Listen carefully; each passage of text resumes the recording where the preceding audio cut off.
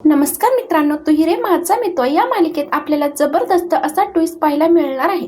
मित्रांनो, अर्णवने आता ठरवलेलं असतं ईश्वरीशी बोलून आपण ईश्वरीच्या मनातलं काही जाणून घेऊ शकत नाही. म्हणून आता ईश्वरीला थोडासा त्रास द्यायचा, तिला जेलेस फील करायचं आणि तिच्या मनातलं जाणून घ्यायचं. अर्णव त्याचप्रमाणे सगळं काही करतो. अर्णव ईश्वरी रूम मध्ये येत असताना किरण नावाच्या मुलीशी बोलतो.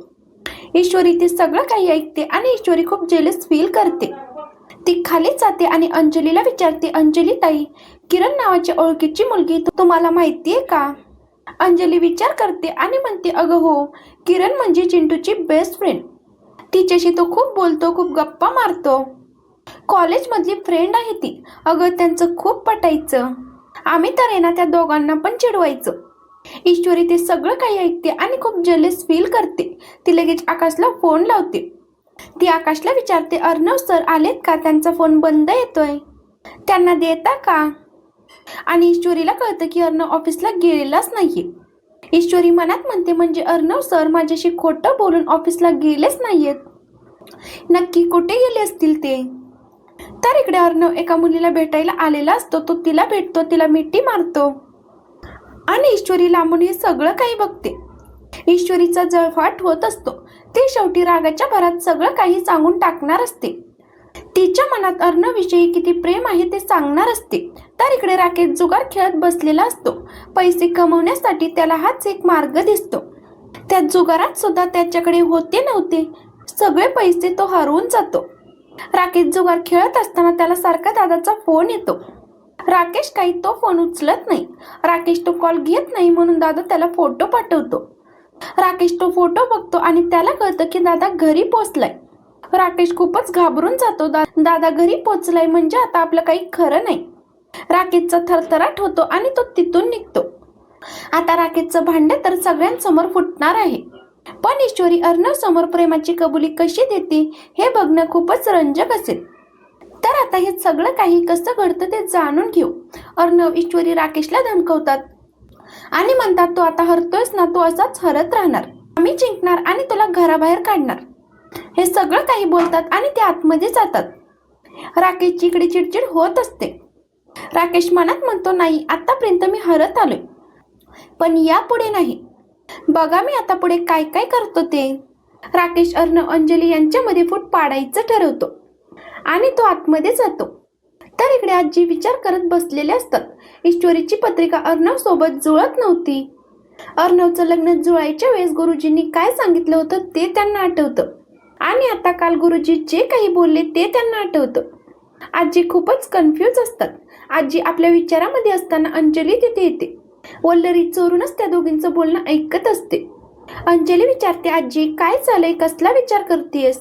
आजी म्हणतात, अंजली अगं बघ ना, ईश्वरी अर्णव यांची पत्रिका जुळत नव्हती. त्यावेळेस गुरुजींनी काहीतरी वेगळंच सांगितलं होतं. ईश्वरी जर घरात आली तर संकट येणार सांगितलं होतं. पण नंतर सगळं काही ईश्वरीच्या बाजूने होतंय.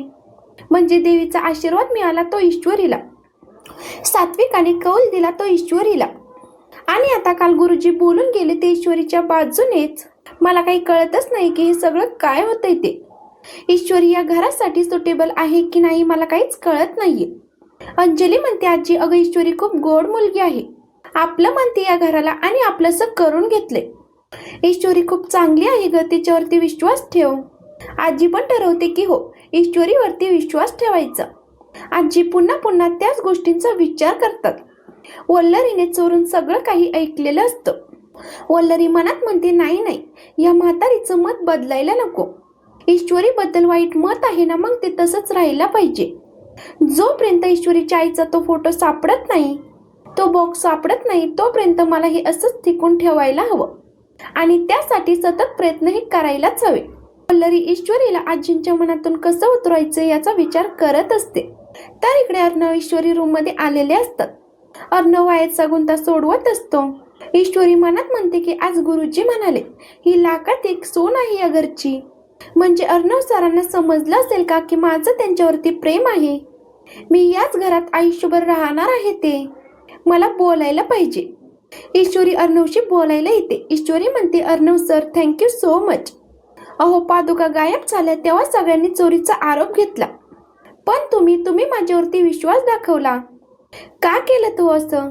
अर्णव म्हणतो, मिस इंदोर, अगदी सोप्पं आहे ग. अगं आपण फ्रेंड्स आहोत, बेस्ट फ्रेंड आहोत आणि त्यामुळेच. ईश्वरी अर्णवला हिंट देण्याचा प्रयत्न करते, पण अर्णव असा दाखवतो की त्याला काही कळतच नाहीये. ईश्वरी खूप चिडचिड करते आणि आतमध्ये निघून जाते. अर्णव ठरवतो की आता ईश्वरीला तिच्या तोंडूनच कबूल करायला लावायचं की तिचं आपल्यावरती प्रेम आहे. तर इकडे राकेश आपल्या रूममध्ये येतो आणि मगाशी अर्णव ईश्वरीने त्याच्या भोवती जी रांगोळी टाकली होती ते त्याला आठवतं. राकेशला वाटतं की अंजली अर्णव यांच्यामध्ये फूट पाडायला हवी. राकेश विचार करत असतो आणि तेवढ्यात तिथे अंजली येते. अंजली म्हणते, आजची पूजा किती छान झाली ना, आणि पादुका पण सापडल्या. सगळा कार्यक्रम किती चांगला झाला. राकेश म्हणतो, अंजली मला एक बोलून दाखवायचं होतं. म्हणजे कसं आहे ना, तू माझी बायकोस म्हणून मी तुझ्याकडे मन मोकळं करतोय. अंजली विचारते, काय झालंय? राकेश म्हणतो, अगं मगाशी नाही का पादुका कशा काय गायब झाल्या असतील, कुणी चोरल्या असतील, असा जेव्हा अर्णवने मला प्रश्न विचारला होता तेव्हा त्याच्या बोलण्यामध्ये एक वेगळाच सूर होता.